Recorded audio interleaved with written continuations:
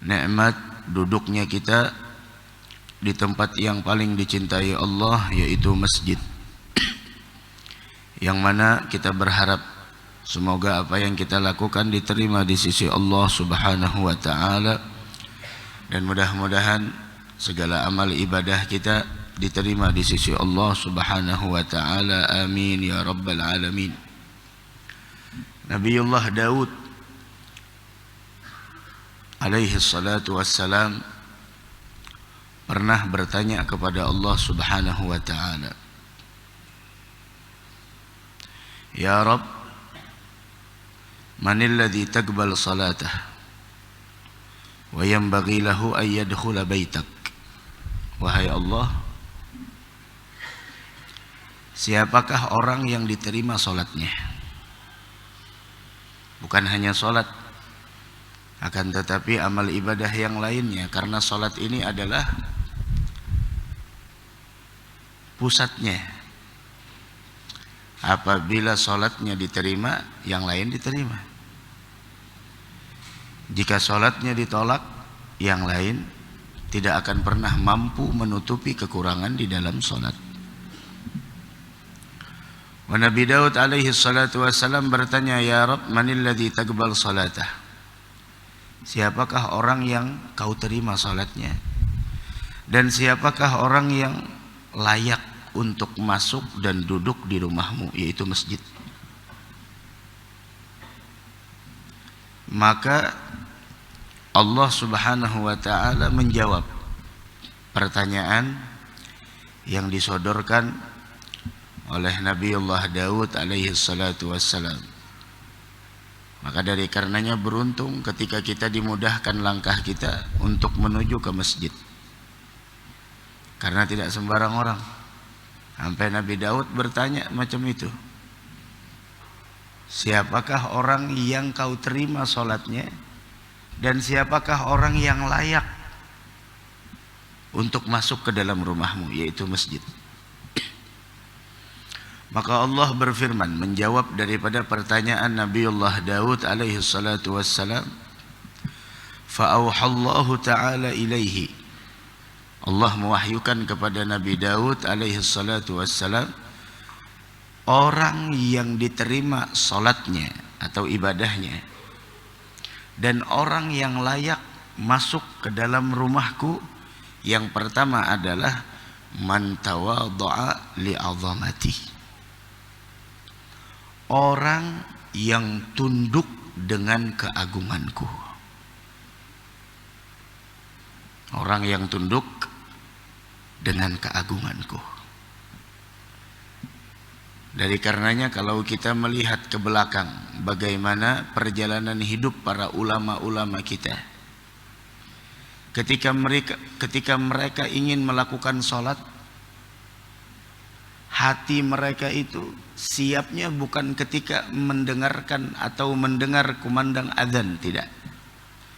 Dari mereka berwudu sudah masuk haibah, wibawa yang begitu luar biasa, sehingga seperti Al-Imam Ali Zainal Abidin, buyutnya Nabi kita Muhammad sallallahu alaihi wa ala alihi wasallam, ketika ingin salat, saking beliau itu mengagungkannya terhadap keagungan Allah, wudunya itu sampai pucat wajahnya.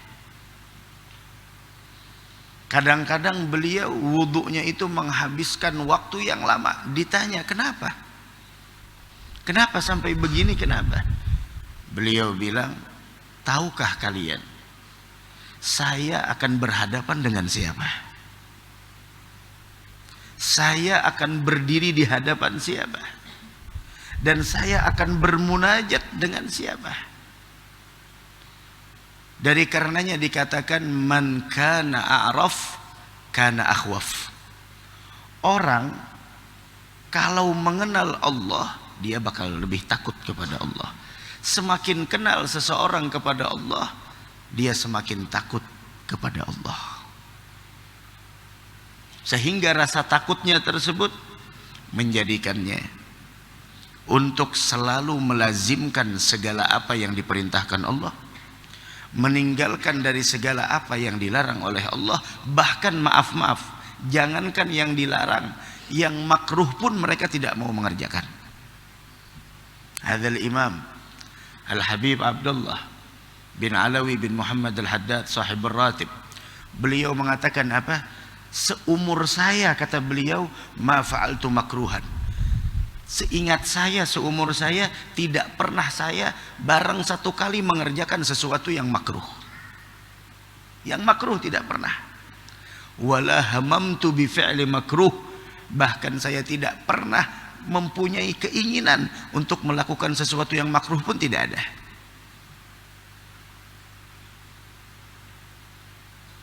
Ini bulan Ramadan, jangan sampai habis bulan Ramadan tidak ada khatam Al-Quran. Berikan haknya, bareng satu kali. Jangan sampai cuma qul huwallah 3 kali, sama aja qul huwallah dengan surat Al-Ikhlas, khalas. Tiap hari khatam Al-Quran, sebulan 30 kali khatam Al-Quran, Masya Allah. Dikira dibaca, tahu-tahunya Al-Ikhlas 3 kali tiap hari. Nah, baca. Begitu orang-orang dulu mendengar seruan Allahu Akbar, Allahu Akbar, apapun yang ada di hadapan mereka, mereka tinggalkan. Tawadhu, merendah diri dengan keagungan Allah Subhanahu wa taala. Sehingga sujud mereka, rukuk mereka penuh dengan cahaya, penuh dengan kemuliaan, penuh dengan berbagai macam sir.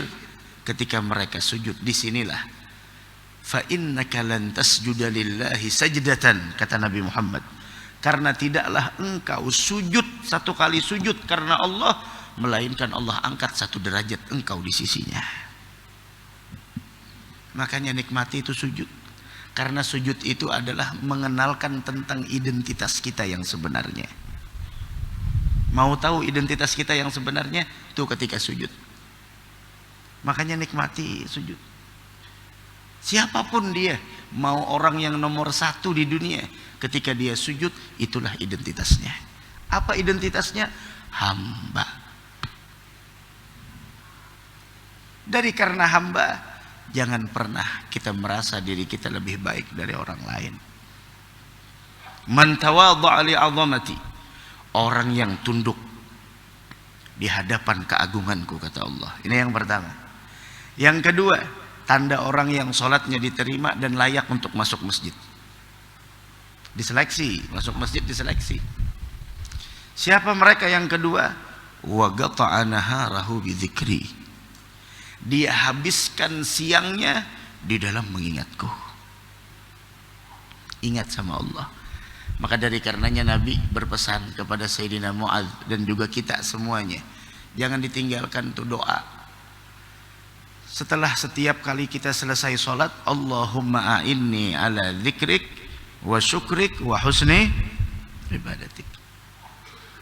Ya Allah, bantu saya. Bantu saya. Artinya apa? Ketika engkau mampu mengingatnya, jangan pernah merasa engkau yang punya kuasa. Akan tetapi semata-mata pertolongan dari Allah, kita bisa ke masjid, duduk di waktu yang mulia ini.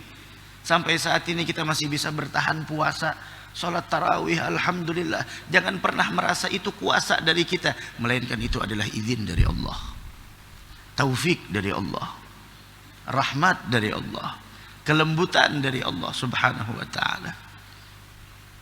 Ya Rabb, mudah-mudahan Allah sempurnakan itu semua untuk kita. Wa qata'a naharahu bi dzikri, dia habiskan siangnya di dalam mengingatku. Dan tanda yang paling jelas bahwa seseorang itu dicintai oleh Allah adalah ketika lisannya basah di dalam berzikir kepada Allah. Itu tanda yang paling jelas. Zikir. Apalagi nih hari ini hari Jumat, Jumat ketiga kita di bulan Ramadan. Artinya apa? Jumat yang akan datang terakhir. Setelah itu Jumat tidak ada lagi di hari di bulan Ramadan.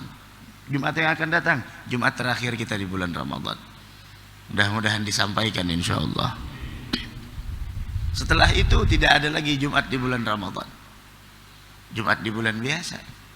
Jumatnya ada, tapi bulan Ramadannya tidak ada lagi. Malam Jumat yang akan datang adalah malam Jumat terakhir kita di bulan Ramadan. Dan kebetulan tuh malam Jumat yang akan datang malamnya malam ganjil. Malam berapa? Malam berapa? Hah? 20 berapa? 25. 25 apa 23? 24 apa 21?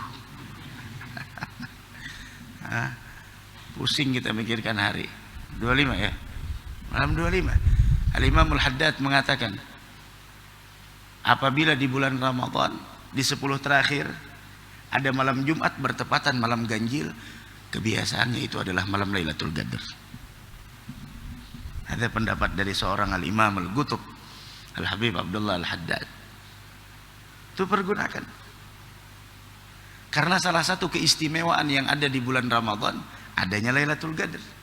Dan itu hadiah. Hadiah yang hanya Allah berikan untuk umatnya Nabi Muhammad. Jangan disia-siakan. Jangan disia-siakan. Begitu. Malam Jumat. La ilaha illallah. Malam ganjil. Masya Allah. Ayo. Wah, ulun kadak awajar siangnya begawi. Ya udah. Salat maghrib, isya sama subuh berjamaah. Udah selesai. Kalau tidak bisa, jangan dipaksakan. Daripada semalaman kada beguringan, subuhnya melayur. Nah ini. Qiyamul lail sunnah, subuhnya wajib. Bedakan antara yang sunnah dan wajib. Aham sih, yang paling penting subuhnya hadir berjamaah, duduk sampai terbit matahari, sholat 2 rakaat bismillah, dapat bahagian dari Lailatul Qadar. Allah karim. Tuh malam Jumat yang akan datang. Nah. Kemudian wa qata'a naharahu bidzikri, dia habiskan siangnya di dalam mengingatku. Dan zikir yang paling mulia dan zikir yang pasti diterima adalah salawat kepada Nabi kita Muhammad sallallahu alaihi wasallam. Apalagi ini hari Jumat. Banyak. Bismillah. Surat Al-Kahfi jangan ketinggalan. Yasin juga begitu. Ad-Dukhan juga begitu. Bismillah, baca salawat. Apalagi setelah asar hari Jumat, jangan disia-siakan. Ambil bahagian kita dari salawat ummi 80 kali setelah asar hari Jumat. Nah, siapa ya orang yang bersalawat setelah asar hari Jumat 80 kali, Allah ampuni dosanya selama 80 tahun.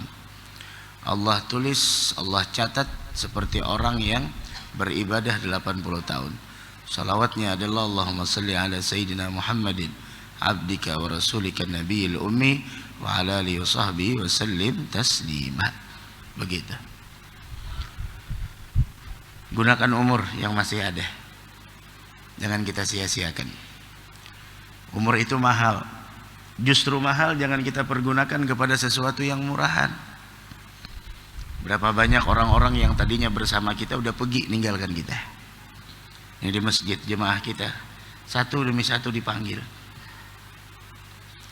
Akan tetapi meskipun setiap kita bakal dipanggil oleh Allah, namun beruntung orang yang telah pergi menghadap kepada Allah, namun sebutannya masih dikenang oleh orang lain. Itu beruntung. Kayak kemarin tetangga kita ada yang wafat di dekat rumah ulun seberang, Haji Saifuddin, atau yang dikenal dengan Haji Aib. Ada ma'ruf orangnya yang subhanallah, salat berjamaahnya tidak pernah ketinggalan, sesibuk apapun beliau.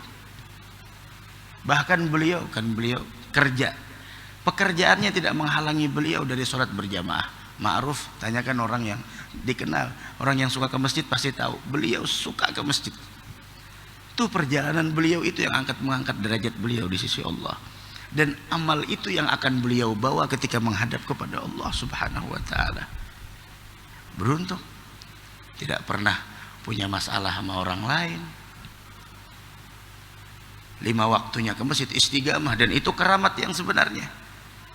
Cari keramat orang yang terbang di udara. Burung lebih duluan terbang dari kita. Karena bersembahyangan burung sudah kawan terbang. Jalan di atas air. Itu bukan karomah. Karomah yang sebenarnya ketika engkau mampu istiqamah dalam melakukan ketaatan, ada karomah. Salat tarawih sama kita. Setiap asar, setelah asar hari Jumat sama kita. Di seberang biasanya ikut baca sholawat. Masya Allah. Dan wafat di bulan yang baik. Semoga Allah angkat derajat beliau dan Allah terima amal beliau. Begitu. Nah, mudah-mudahan kita bisa istiqamah insya Allah.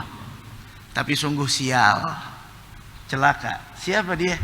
Orang yang hidup di dunia ketika pergi menghadap kepada Allah, meninggalkan kita selama-lamanya, namun keburukannya masih diingat oleh orang lain. Ada si fulan begini. Apa jadinya? Khalas. La ilaha illallah. Itu yang kedua. Yang ketiga, wa kaffa nafsahu 'anil syahawat min ajli.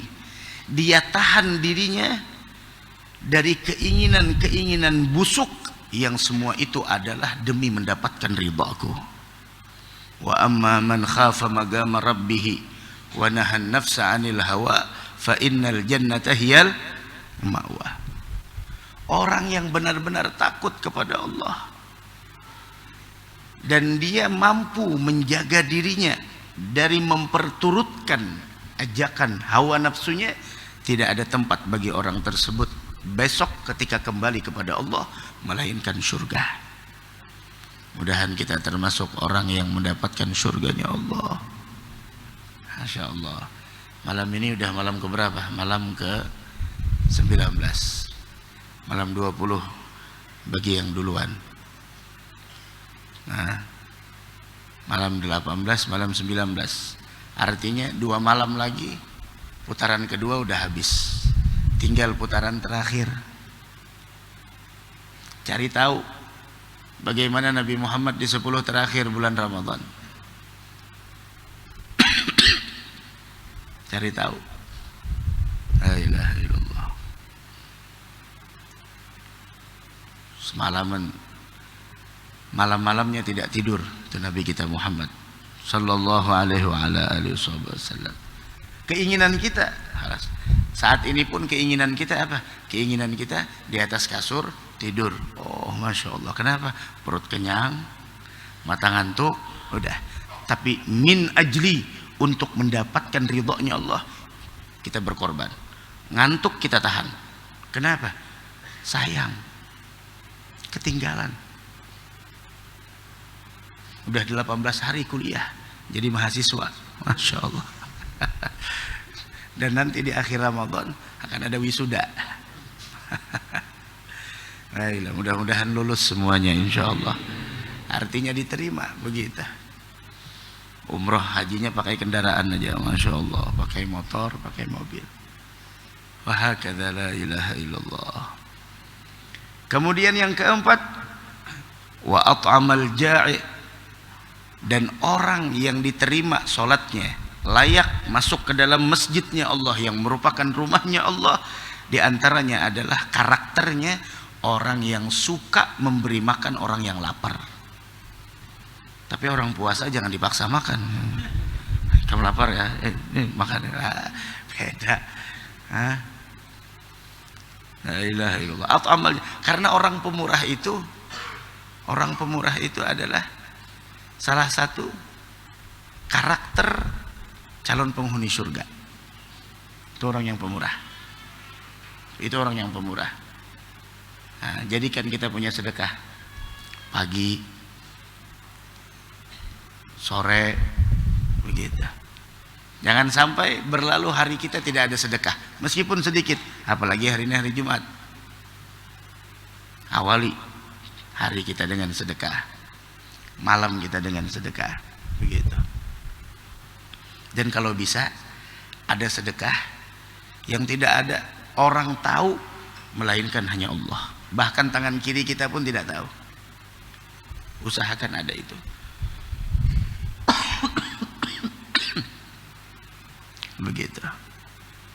La ilaha illallah.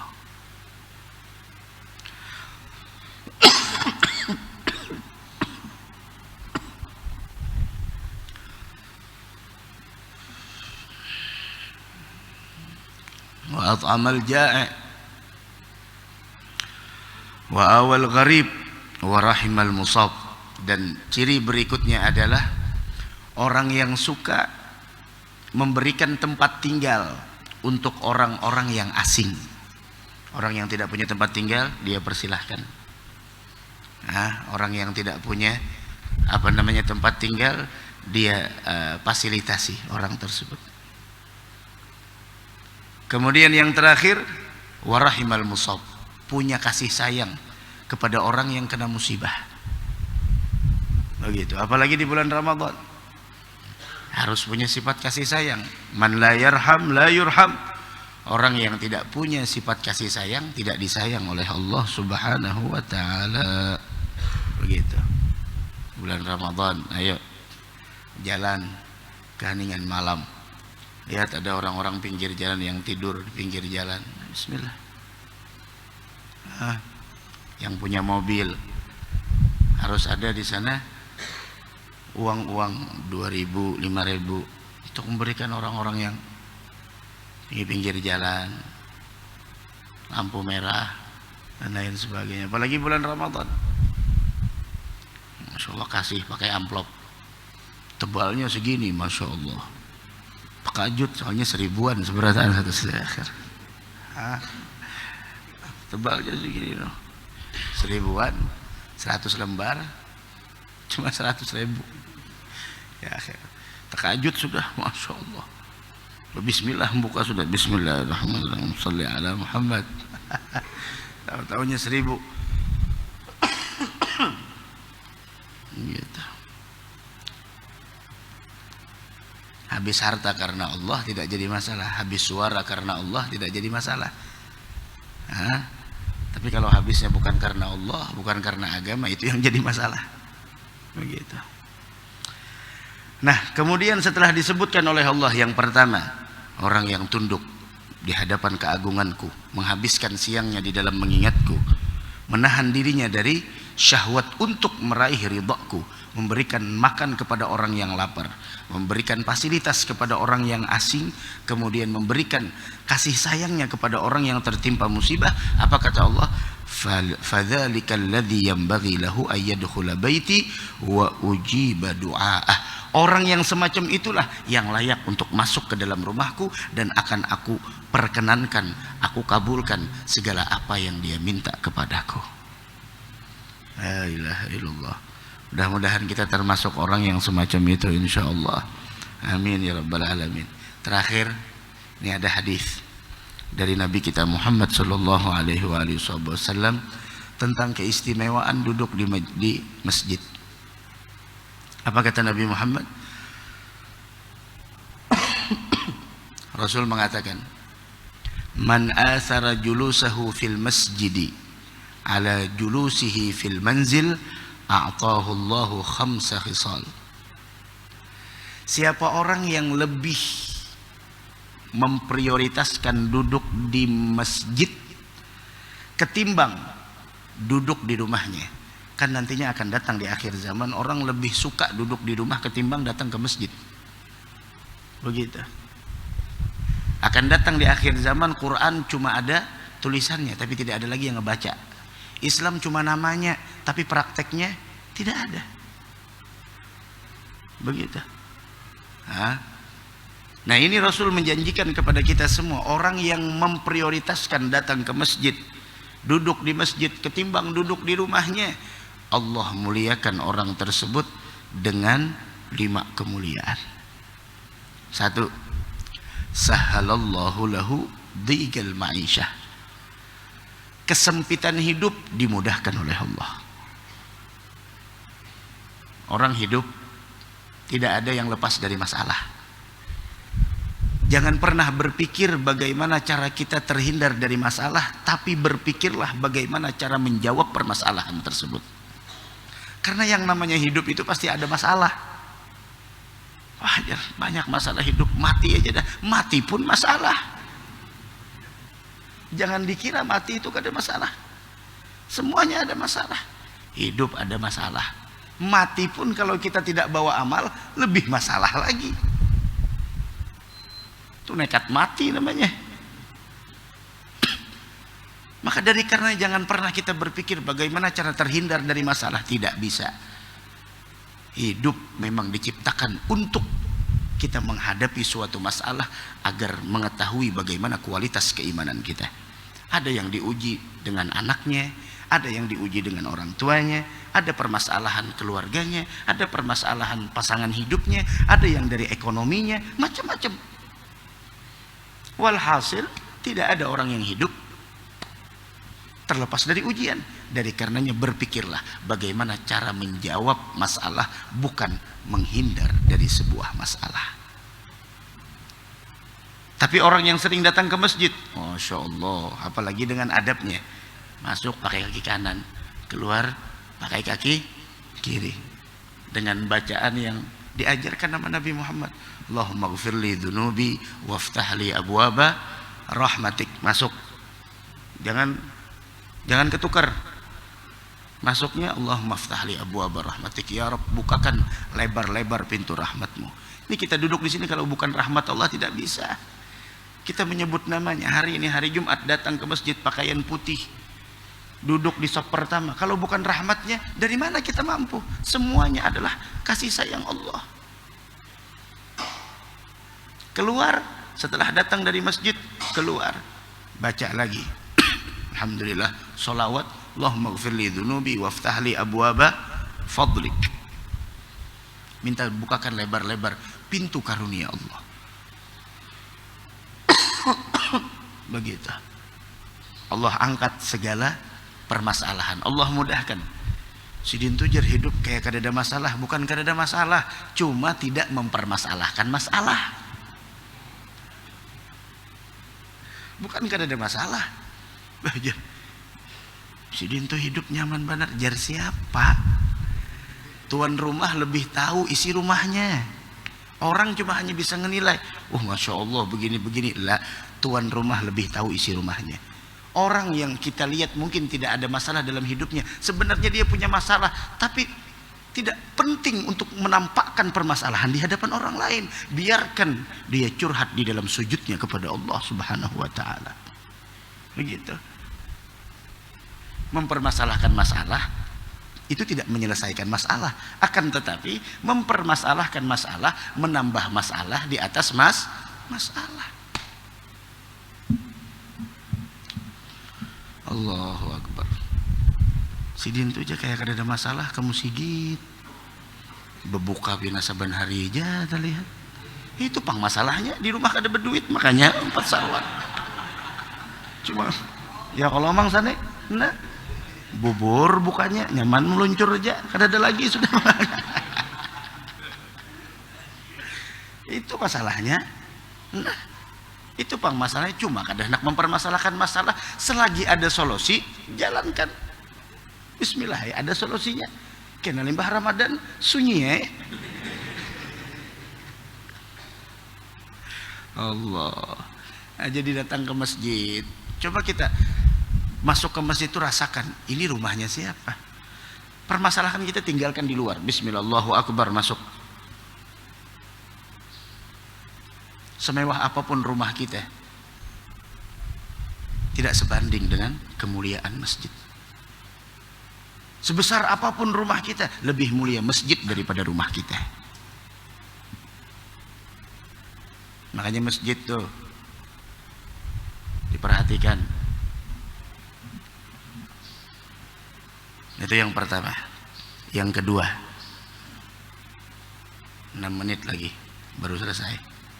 Santai aja. Kita mencangangi keluar tarang sudah guru aja. Ulun ada aja jam di sini, tenang aja, pian santai aja. Ulun tahu kapan kita diperbolehkan sholat 2 rakaat. Jadi kalau ulun santai aja, tahu aja, santai aja. Udah kawa juga keluar, kawan nukar nasi kuning lah.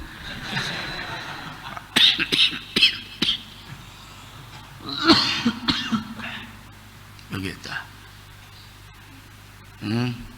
Allah angkat permasalahan dalam hidup. tuan guru tuh jar, ulama habaib tuh jar, kayak kada ada masalah. Jar siapa? Sidin benar kita pun berkisah. Banyak masalah, macam-macam masalah. Cuma santai aja. Ya arhamar rahimin, farrij alal muslimin. Yang kedua, orang yang lebih mengutamakan masjid dari rumahnya. Di samping Allah angkat permasalahan hidupnya, Allah berikan kemudahan. Allah berikan kemudahan. Bukan, Allah berikan kemudahan. Kalau sudah Allah berikan kemudahan, masalah tidak jadi masalah. Yang kedua, Allah angkat kesempitan dalam kubur. Itu kubur. Kubur kita sempit.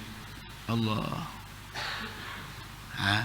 Orang yang suka ke masjid, kuburnya diluaskan oleh Allah.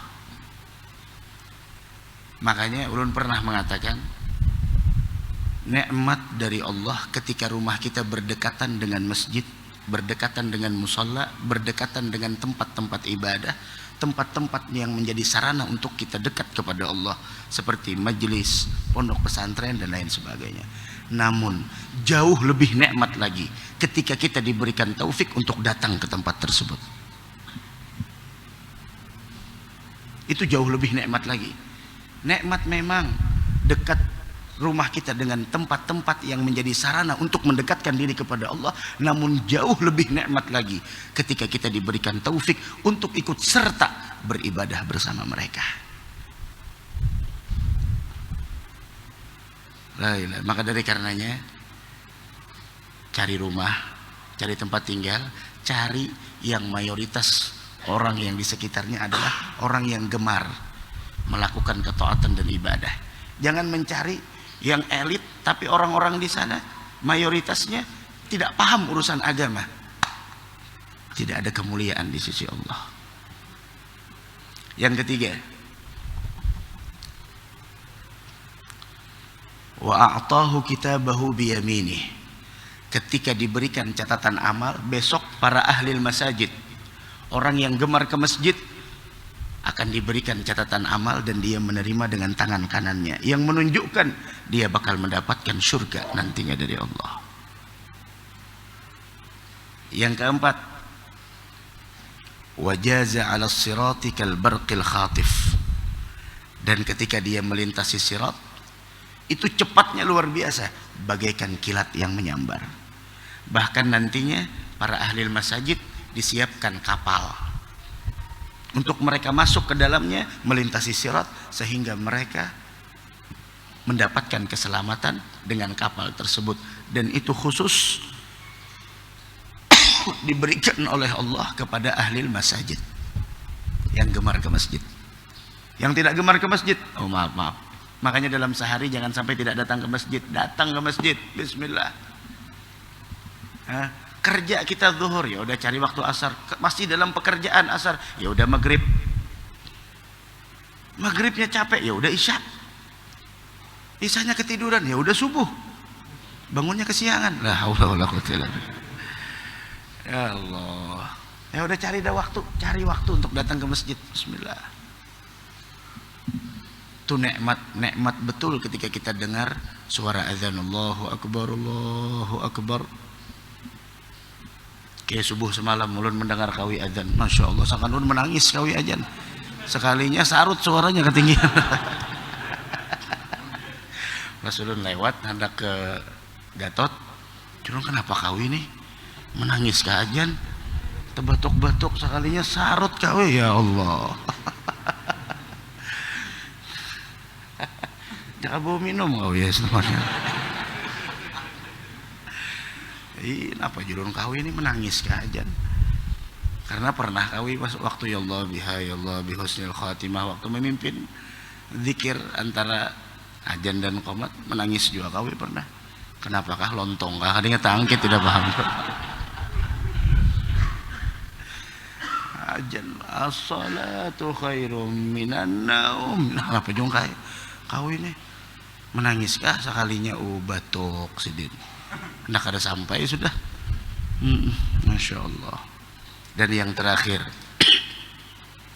kemuliaan orang yang gemar ke masjid, wa dakhalal jannata ma'al abrar, dia akan masuk surga bersama orang-orang yang mulia.